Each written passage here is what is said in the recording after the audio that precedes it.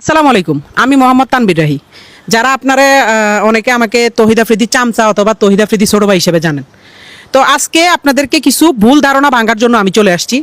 আপনারা জানেন গতকালকে আফ্রিদি ভাইকে বরিশাল থেকে মেবি গ্রেপ্তার করা হয়েছে। তো আমি গতকালকে না, লাস্ট কয়েকদিন যাবত একটা জিনিস শুধু দেখতেছি যে আফ্রিদি ভাইয়ের জন্য যখন ইয়া জারি হয়েছে যে ওনাকে 28 ঘন্টার ভিতরে গ্রেপ্তার করতে হবে বা 48 ঘন্টার ভিতরে গ্রেপ্তার করতে হবে, সব কিছুর মধ্যে শুধু আপনারা আমাকে ঢুকাই দিতেছেন ওনার সাথে। তো আমার কথা হচ্ছে, আজকে আপনাদের এই সব ভুল ধারণা আমি ভেঙে দিব। আমার সাথে আফ্রিদি ভাইয়ের সাথে লাস্ট জুলাই আন্দোলনের 1 মাস থেকে 2 মাস আগ থেকেই ওনার সাথে আমার সাথে পুরোপুরি সম্পর্কটা এক ধরনের শেষ হয়ে গেছে। তো সম্পর্ক শেষ হওয়ার পরে আমার সাথে ওনার সাথে ওরকম কোনো যোগাযোগ নেই। শুধু যোগাযোগ ওনার সাথে আমার সাথে জুলাই আন্দোলনের পরে উনি যখন বাংলাদেশে আসছে তখন 2বার ওনার সাথে যোগাযোগ হয়েছে। একবার হচ্ছে ওনার অফিসে গেছিলাম, হ্যাঁ, উনি আমাকে ডেকে নিছে।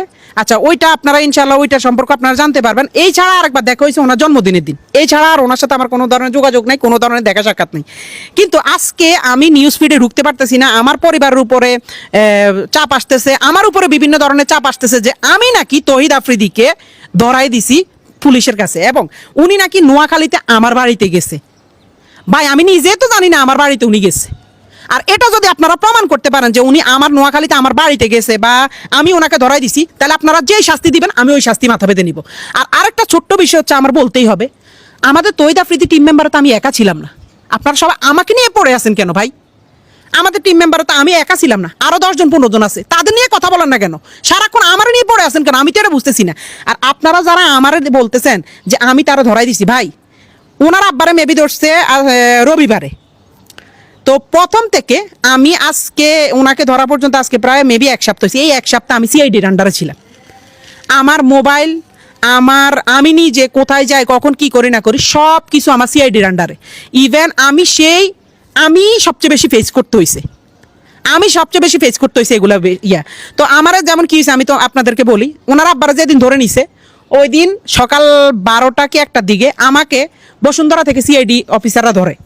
বসুন্ধরা থেকে আমি আর আমার এক বড় ভাই গেছিলাম গাড়ি কিনতে, ওইখান থেকে আমাদেরকে ধরে আমাদের সজল ভাই দোকানে সজল ভাই সহ আমাদেরকে জিজ্ঞাসাবাদ করা হয়েছে, আমার মোবাইল ট্র্যাক করা হয়েছে, আমার মোবাইলে সব কিছু ঘাটাঘাটি হয়েছে এবং সব কিছু দেখছি। ইভেন এরপরও প্রতিদিন আমাকে ধরা হয়েছে। তারপরে আমি একজনের ভিডিও দেখছিলাম, আমেরিকান, আমার এক বড় ভাই আছে হিমেল ভাই, তারপর ইলিয়াস ভাই, ওনাদের ভিডিও দেখছিলাম। ওনারা ওইটার মধ্যে যখন আমারে জড়ানো শুরু করছে তখন আমি দেখলাম যে ভাই আমি ওনার সাথে সংযুক্ত না বা ওনার সাথে আমার যোগাযোগ না। ওনার বিয়েতে পর্যন্ত আপনারা আমার দেখেন নাই, লাস্ট ওনার বিয়েতে পর্যন্ত আমরা দেখেন। হ্যাঁ, উনি আমার ভাই, উনি আছে, উনি ওনার মতো, আমরা আমার মতো।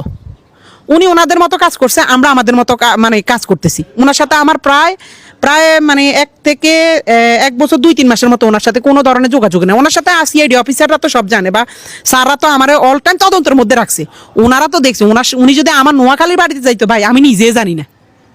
আমি তো পুলিশের কাছে, আমি নিজে তো সিআইডি অফিসারদের কাছে জিম্মি বলতে ওনারা আমার তদন্ত করতেছে। তো ওনারা কি তদন্ত করে জানতো না যে আফ্রিদি ভাই কই? আফ্রিদি ভাই কি নোয়াখালী গেছে না কোন জায়গায় গেছে? ভাই আমরা যদি জানতাম তাহলে তো আর আমরা সিআইডি অফিসারের কাছে থাকতাম না। আমগরে তো উনি তো ধরাই খাই যেত। ওনার ধরতে এত টাইম লাগছে কেন? তো ওনার সম্পর্কে, এইসব সম্পর্কে আমাদের কোনো ধারণা ছিল, কিন্তু আমরা পুলিশের ইয়াতে ছিলাম। তো পুলিশ দেখছে আমাদের সাথে ওনার সাথে কোনো ধরনের কানেক্টিং নাই, ওনার সাথে কোনো ধরনের কথাবার্তা নাই। কিন্তু বিভিন্ন নিউজ চ্যানেলেরা লম্বা লেকচার পিটতেছে, লম্বা কথা বলতেছে যে তহিদ আফ্রিদির চামচা, তহিদ আফ্রিদিকে ধরাই দিছে, সে একটা বিশ্বাসঘাতক, সে একটা এটা সেটা। ভাই এসব মিথ্যা বানোয়াট আপনি যে আমার মুখ থেকে শুনছেন, আমার থেকে জানছেন, না জেনে না শুনে আপনি কেন এসব মিথ্যা বানোয়াট কথা বলতেছেন? এসব মিথ্যা নিউজ কেন ছড়াইতেছেন? উনি কি করছে ওনারটা আইন আদালতে বুঝবে। আমি যদি কোনো দোষ করে থাকি আমারটাও আইন আদালতে বুঝবে। তা ওনার দোষ আমার উপরে কেন চাপাইতেছেন? আমার টিমে তো আমি একা ছিলাম না, আমার টিমে আরো 10 জন ছিল। ওদেরকে নিয়ে কথা বলতেছেন না, শুধু আমাকে নিয়ে কেন পড়ে আছেন? আমি কি বলেন? আমি কি একটা ফুটবল যে আমার পাইছেন? হ্যাঁ, আমি ফুটবল বুঝছি, আমার পাইছেন, শুধু লাথি দিবেন এটা হলে তো হবে না ভাই। আপনি আপনার বিবেককে প্রশ্ন করেন। আপনারা আমার নামে মিথ্যা নিউজ, মিথ্যা বানোয়াট কথা ছড়ানোর তো কোনো লাভ নাই। মিথ্যা বানোয়াট ছড়ায় আপনার কি লাভ হবে? সঠিক তথ্য আমি একটাই বলি, আমি নিজেই আজকে লাস্ট 1 সপ্তাহ থেকে পুলিশের কাছে ছিলাম। ইভেন আমি যখন দেখছি যে আমার বিষয়টা বেশি ইয়া হয়, তখন আমি ইলিয়াস হোসেন ভাইয়ের সাথে কথা বলছি এবং হিমেল ভাইয়ের সাথে কথা বলছি। ওনারা বলতে যে তোমার যেহেতু তদন্ত করা হয়েছে, যেহেতু তুমি নির্দোষ, তো তুমি তোমার মতো। কারণ ভাইয়ার ওই সব বিষয় আমাদের কোনো কিছু ধারণাই নাই। আর অনেকে আমার নিয়ে পোস্ট করছে আমি জুলাই আন্দোলনে 2 তারিখ 3 তারিখ 5 তারিখ নাকি তহিদ আফ্রিদির সাথে তাদের মাইটি বেঁধেছিলাম। আরে ভাই আপনাকে কি মাথা সমস্যা? আপনারা কি আমার ফেসবুকে যায় দেখতে পারো না আমি কোথায় ছিলাম কি ছিলাম? বা আমার নোয়াখালীর ভাই ব্রাদাররা আমার যারা আমার লগের আন্দোলনে গেছে তারা কি জানে না আমি কই আছিলাম? আমি জুলাই মাস, আগস্ট মাস, সেপ্টেম্বর মাস গত বছর নোয়াখালীতে ছিলাম, কারণ তখন বন্যা হয়েছিল, আপনারা ভালো করে জানেন। তখন বন্যার সময় বন্যা হয়েছিল।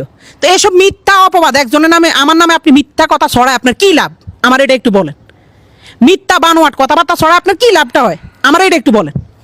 আমি জুলাই আন্দোলনে 1 তারিখ 2 তারিখ 3 তারিখ 4 তারিখ 4টা এই কয়দিন আমি টানা মনে করেন যে আমি ছিলাম। আমাদের জুলাই আন্দোলন হয়েছিল আমাদের তখন মাইজ দিতে, যেহেতু আমরা একটু গ্রাম সাইডে পড়ছি, আমাদের সাইডে আন্দোলন ওরকম হয় নাই, হইলো ছোটোখাটো হয়েছে, স্কুলের বাচ্চারা করছিল, কিন্তু আমরা ছিলাম তখন মাইজ দিতে।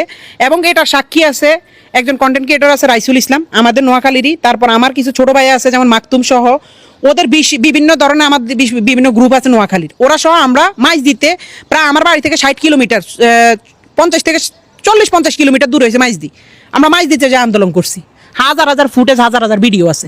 কিন্তু আপনারা ছড়াইতেছেন আমি নাকি 2 তারিখ 3 তারিখ আফ্রিদি ভাইয়ের সাথে ওনার মাই টিভিতে ছিলাম, হ্যাঁ ওনার সাথে আমি বসেই করছি। ভাই মিথ্যা কথা কেন ছড়ান? ভাই মিথ্যা কথা কেন ছড়ান? ভাই মিথ্যা বাদ দিয়ে সত্যিতে আসেন, সত্যিতে আসেন, আপনারা যাচাই বাছাই করেন, আমার তো সমস্যা নেই। আমার তো আজকে 7 দিন তো যাচাই বাছাই করছে পুলিশে, সিআইডিএ, তারপর বিভিন্ন ধরনের বিভিন্ন মানে সাংবাদিকরা, জার্নালিস্টরা, যেমন এই যে আমেরিকা থেকে আমার প্রচুর পরিমাণে চাপ দিছে এই যে হিমেল ভাই, তারপর ইলিয়াস ভাই, ওনারা অনেক তথ্য জানছে আমার কাছ থেকে। কি তথ্য জানছে? যে আমরা কি আসলে কি করছি না করছি আমরা বলতে বাধ্য হয়েছি, কারণ ভাই আমার কারণে তো আমার ফ্যামিলির উপর চাপ পাইতেছে, আমার উপর বিনা কারণে চাপ পাইতেছে, বিনা দোষে, বা আমি বিনা দোষে দোষী হইতেছি। এই যে আজকে আপনারা মিথ্যা নিউজ ছড়াইতে আছেন যে আমি নাকি তহিদ আফ্রিদিরে ধরাই দিছি, আমি নাকি তহিদ আফ্রিদির সাথে নোয়াখালী, মানে এসব মিথ্যা ভাই, এগুলোর তো সব মিথ্যা কথা। আপনি কেন ছড়ান? আপনি দেখছেন? আমার কথা হচ্ছে আপনি যদি দেখেন, প্রমাণ করতে পারেন, আপনি যে শাস্তি দিবেন আমি ওই শাস্তি মারামাতে নিব, যদি এই কথা উল্টা পাল্টা মিথ্যা কথা আপনারা করতে পারেন। এসব মিথ্যা বানোয়াট কথা বাদ দিয়ে দয়া করে মানুষটি বিভ্রান্তির মধ্যে ফেলবেন না, আমার কারণে যেন আমার ফ্যামিলির ক্ষতি না হয়। মিথ্যা এসব বানোয়াট আমার নামে, একজন নাম মিথ্যা বানোয়াট ছড়ায়েন না ভাই। এই দিন না আরো দিন আছে ভাই, এসব মিথ্যা বানোয়াট কইরেন না, আল্লাহ ছাড় দেয় ছাড়ি দেয় না। তো আপনি আমার নামে আজকে মিথ্যা একটা বানোয়াট দিয়ে আমারে হেনস্থা করবেন, আমারে মানুষের কাছে কালার করবেন, আমার পরিবারের কাছে আমার ছোট করবেন, আমার আত্মীয় স্বজনের কাছে আমার ছোট করবেন, কালকে যে ওই দিনটা আপনার লাইফে আসবে না তা কিন্তু না। তো একজন বন্ধু, সে আমার বড় ভাই, তার সাথে আমার সম্পর্ক নাই, ঠিক আছে, হ্যাঁ তার সাথে আমাদের সম্পর্ক নাই, কোনো সমস্যা নেই, কিন্তু একটা জিনিস কি, তার কারণে আমার কারণে আমি কোনোদিন তার কোনো ক্ষতি করিনি, এবং তারা ধরে লই গেছে ওইসব বিষয় আমরা জানিও না, তার কারণে আরো আমরা হেনস্থার মধ্যে পড়ছি, তার কারণে আরো আমরা বিভিন্ন হয়রানির মধ্যে পড়ছি, তার কারণে আমরা দিনের পর দিন আমরা খুব ঝামেলার মধ্যে পড়ছি, কিন্তু আমরা তো এগুলো নিয়ে কোনোদিন কিছু বলিনি। আপনারা কি জানতেন আমরা যে পুলিশে নিয়ে গেছে, আমরা যে সিআইডি তদন্ত করছে, এগুলো জানতেন? কিছুই জানতেন না। তো আমার নিয়ে হুদাই মিথ্যা অপবাদ ছড়ায় না ভাই, দয়া করে। আমার একটা পরিবার আছে, আপনার একটা পরিবার আছে, দয়া করে হাত জোর করে মাপ চাই। মিথ্যা ছড়ানোর আগে জানবেন, না জানে শুনে মিথ্যা কারণ আমি নিউজ করেন না। ধন্যবাদ।